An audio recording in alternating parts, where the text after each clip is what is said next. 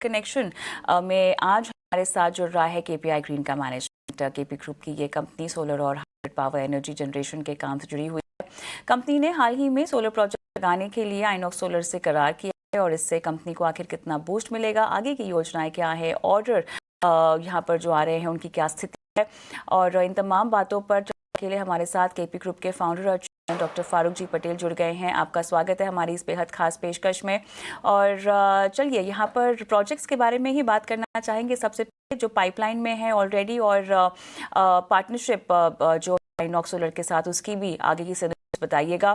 कितने प्रोजेक्ट्स और approximate project value पर अगर आप थोड़ा सा प्रकाश डाल सकें। थैंक यू कविता, शो पे बुलाने के लिए आपका खूब खूब धन्यवाद। KPI green, KP energy and KP green engineering, तीन हमारी जो कंपनी है वो कंपनी हम लोगों ने लिस्टेड कराई हुई है केपी ग्रुप में। ये तीन कंपनियां जो है, केपीआई ग्रीन जो सोलर का काम करती है, केपी एनर्जी जो विंड का काम करती है, केपी ग्रीन इंजीनियरिंग जो इन दोनों कंपनियों को काफी बड़ा सपोर्ट इंजीनियरिंग की तरफ से दे रही है। केपीआई ग्रीन जिसमें मोस्ट ऑफ द आईपीपी आज की तारीख में ऑर्डर है 1.78 गीगावाट के जो अभी चल रहे हैं। आउट ऑफ दैट 568 मेगावाट के जो आईपीपी प्रोजेक्ट्स थे वो ऑलरेडी हम लोग उसके अंदर में बिजली देना शुरू कर दिए हैं गवर्नमेंट ऑफ गुजरात को। और बहुत दो प्रोजेक्ट ऐसे हैं जो रनिंग में है, जो एंड मार्च और नेक्स्ट दिसंबर में वो खत्म हो जाएंगे, जिससे केपीआई ग्रीन एनर्जी का रेवेन्यू जो है वो आईपीपी से, आईपीपी से 1000 करोड़ के ऊपर में पहुंच जाएगा, जिसका एबिडिटा भी काफी अच्छा रहेगा।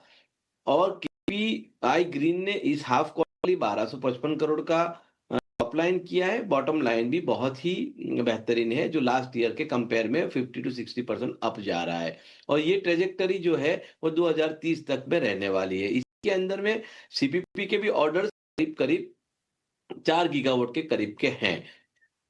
दोनों पूरे ग्रुप के हम मिला के देखें तो टोटल 6.6 गीगावाट का काम इसमें हो रहा है। केपी एनर्जी की बात करूं तो केपी एनर्जी में काफी विंड के बड़े प्रोजेक्ट्स भी चल रहे हैं। और जो जिस एमओयू की आप बात कर रही हैं आइनॉक्स वाला, वो एमओयू केपी एनर्जी के अंदर में आइनॉक्स की तरफ से दो ट्रेजेक्टरी में होगा। एक, हम लोग एक एसपीवी बना रहे हैं आइनॉक्स एंड केपी के, जिसमें जितने भी आईपी प्रोजेक्ट होंगे वो हम लोग 50% बीट करेंगे जब जीतेंगे। उसके बाद में बीओएस, बैलेंस ऑफ सर्विसेज जो है वो केपी एनर्जी करेगा और wind mill supplied by the INOX. इसी तरह से ईपीसी में जहां पर उनके पास में इवैक्यूएशन है, आइनॉक्स के पास में या केपी एनर्जी के पास में इवैक्यूएशन लैंड वगैरह है, जो कि आज की तारीख में केपी एनर्जी के पास में और केपी ग्रुप के पास में मोर देन 3 गीगावाट की है। उसके अंदर में जो भी के कॉन्ट्रैक्ट्स वगैरह आएंगे, हम पूरा बीओएस का काम करेंगे, बीओपी का काम करेंगे और आइनॉक्स जो है उसमें विंड मिल हमको सप्लाई करेगी। This is the for the KP energy.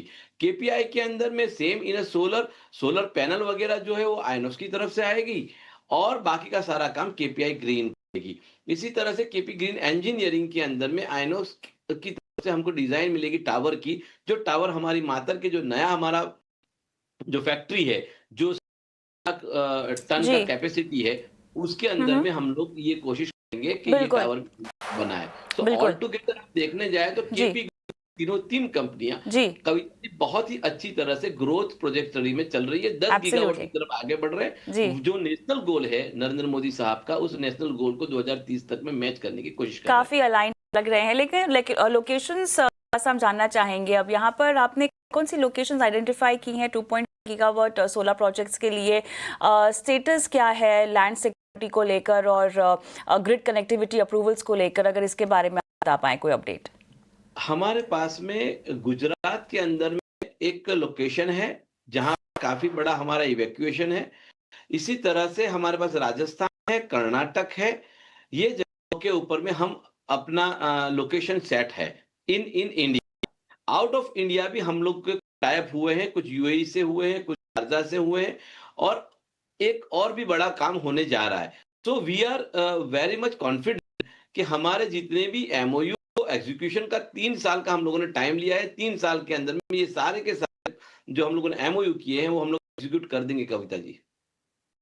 बढ़िया सर। के प्लान को लेकर जानकारी चाहते हैं, कुछ स्पेसिफिक यहाँ पर कंसिडर किया जा रहा है जॉइंट प्रोजेक्ट्स के लिए? कैसे फंडिंग होगी इनकी? यहाँ पर लार्ज टर्म लोन भी सिक्योर किया है एसबीआई से और ग्रीन बॉन्ड्स भी, लेकिन इसमें से कितना एग्जिस्टिंग फाइनेंसेस अवेलेबल है इस नए 2.5 गीगावाट पोर्टफोलियो के लिए? हम लोग ने जो अभी तक में जितने भी टाइप किए एसबीआई वगैरह से, उसको एग्जिस्टिंग जीयूएनएल के प्रोजेक्ट के लिए किया है। 3200 करोड़ रुपए का लोन हमारा सैंक्शन होके डिस्बर्समेंट के अंदर में आ चुका है। 670 करोड़ रुपीस का ग्रीन बॉन्ड, कि जो इंडिया का सबसे पहला एक्सटर्नल गारंटेड ग्रीन बॉन्ड था, वो हम लोगों ने एग्जीक्यूट कर लिया है। ऑलरेडी उसके ऊपर में काम चल रहा है। दोनों प्रोजेक्ट हमारे फुल फ्लेज में चल रहे हैं और बिफोर टाइम, जैसे कि हम लोग की आदत है, बिफोर टाइम हम लोग उस चीज को एग्जीक्यूट कर देंगे। रहा इस एमओयू का, जो एमओयू हुआ है उसके बारे में, आइनॉक्स भी बड़ा कंपनी है और केपी भी साइजेबल कंपनी है। दोनों ने मिला के हम लोग जो कैपेक्स क्रिएट करना है या कैपेक्स देना है, we are well under the 1.2। एक इक्विटी और 2 डेट के भी काफी अंदर है हम लोग। सो हम लोग के पास बहुत बड़ा स्पेस है, जो स्पेस को हम यूटिलाइज करेंगे। इसी तरह से आइनॉक्स भी उसको यूटिलाइज करेगा for the IPP projects. Doctor Farooq, ये बताइएगा कि ये फेज कमिश्निंग शेड्यूल क्या आप हमें बता सकते हैं? 2.5 गीगावाट स्पेसिफिकली, अगर टारगेट कमर्शियल ऑपरेशन डेट अगर हम समझना चाहें फॉर फर्स्ट 500 मेगावाट्स, तो वो क्या होगा? अब जो प्रोजेक्ट चल रहे हैं केपीआई के अंदर में, केपी ग्रुप के अंदर में, वो 1.78 गीगावाट के ऑलरेडी शुरू हो चुके हैं और उसका कमिश्निंग डेट अगले साल की दिसंबर तक का है। और जो अभी ये जो एमओयू हुआ है, उसके बारे में हम लोग की टाइमलाइन जो है 3 साल की हमने रखी है। 3 साल में सारे के सारे प्रोजेक्ट हमारे एग्जीक्यूट हो जाएंगे, पूरा हम लोगों को यकीन है। ये बताइएगा, यहाँ पर कॉस्ट एडवांटेज पर वॉट क्या आपको लग रहा है? कितना गेन हो पाए having a short access to Inox solars modules, अगर इसकी कंपैरिजन हम करंट मार्केट प्रोक्योरमेंट से करना चाहें तो? मॉड्यूल के बारे में जो भी मार्केट चल रहा है, उस मार्केट के हिसाब से DCR module is the challenge for the India today.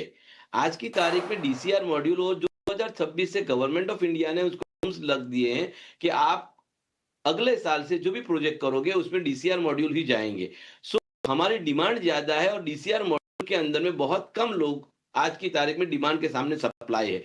INOX का ये टाइप हमारे लिए डीसीआर मॉड्यूल के लिए काफी फायदेमंद होगा और इसके जरिए से हम लोग सप्लाई चेन को हमारी मजबूत कर पाएंगे। इसी तरह आइनॉक्स के लिए भी बिजनेस जो है वो सिक्योर हो रहा है।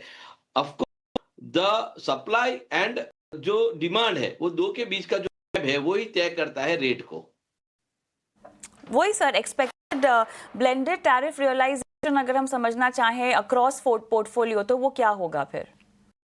हमारा अक्रॉस पोर्टफोलियो आज की तारीख में अगर हमारा देखने जाए तो केपी ग्रुप का पोर्टफोलियो 3.24 रुपीज पर यूनिट का हमारा एवरेज रियलाइजेशन ऑफ रेट है। ऑलराइट, जी बहुत धन्यवाद सर। इसी के साथ आप जुड़े हमारे साथ, तमाम सवालों के जवाब दिए और दर्शकों का मार्गदर्शन किया आपकी आगे की प्लानिंग को लेकर। धन्यवाद। Thank you Kavita ji, thank you very much.